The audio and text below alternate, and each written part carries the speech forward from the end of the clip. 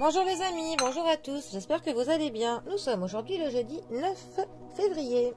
Alors, j'espère pour vous que la semaine se passe bien, que vous n'avez pas trop froid. Bon, on a un petit peu de soleil, c'est déjà ça.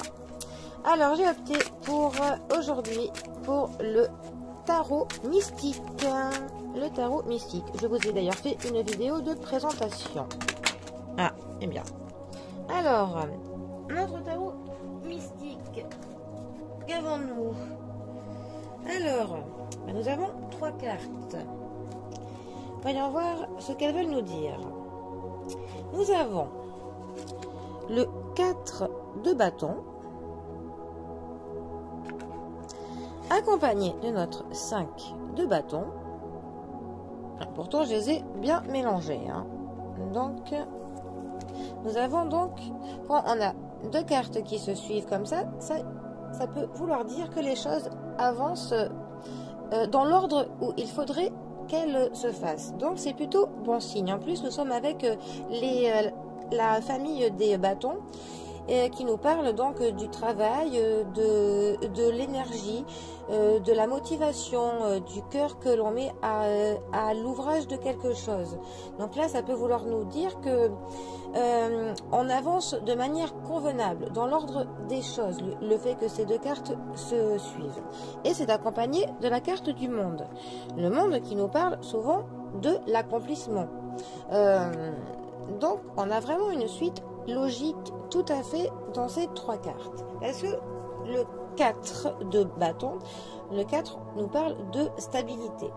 Le 4 de bâton, en fait, c'est quand on a un projet que l'on a déjà commencé, où on a déjà planifié tout, où on a une organisation qui est déjà faite. En fait, ça veut nous dire que on avance bien, qu'on est vraiment dans notre ligne de mire, tout ce qu'on a prévu. En fait, les choses se font bien, avec de la stabilité, avec des bases qui sont fiables, qui sont solides, et même peut-être que l'on a trouvé sur notre route des personnes qui nous encouragent ou qui se sont associées à notre projet. Ensuite, le 5 de bâton. Alors, le 5, on est toujours dans notre projet où on a avancé et on a par contre une petite remise en question. On peut avoir certains doutes et on va souvent pour cela, avec le 5, demander quelques conseils autour de nous pour que l'on se fixe sur le fait que soit on reste sur notre plan de base, ou soit il faut que l'on ajuste quelques petits détails. Parce qu'on garde les grandes lignes, mais peut-être que l'on a quelques petits ajustements ou des rectifications à faire. Mais on est quand même toujours bien dans le mouvement, dans l'élan, dans la motivation, on a de l'énergie, il n'y a pas de problème. Et vu qu'on a la carte du monde qui est après, cela veut nous dire qu'on va pour le coup trouver les moyens et les solutions pour continuer à avancer dans notre projet. Notre carte du monde nous confirme que au final, au bout de notre route, nos objectifs seront atteints et on aura donc un accomplissement, une réussite. Et même que au niveau de l'entourage, ils salueront notre victoire finalement. On aura même une approbation du public avec la carte du monde.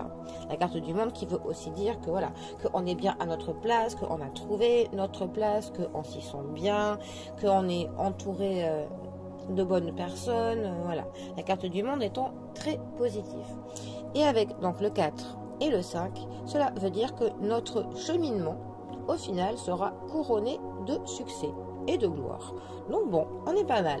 Donc si vous avez commencé un projet en cours, peu importe le domaine dans lequel il est, vous êtes sur la bonne voie. Voilà. Vous avez quand même de la stabilité. Si vous avez certains doutes au bout d'une étape de votre cheminement, peut-être demander conseil, mais continuez quand même dans votre optique. Voilà, gardez les grandes lignes, ajustez un peu, mais quoi qu'il se passe, au bout du chemin, avec une motivation telle, eh ben, vous arriverez à un accomplissement. Voilà, pour faire simple. Bon, eh bien, je vous souhaite à tous une très bonne fin de semaine. Couvrez-vous bien, prenez soin de vous, et moi je vous dis à bientôt pour un prochain tirage. Allez les amis, bisous à tous, à bientôt.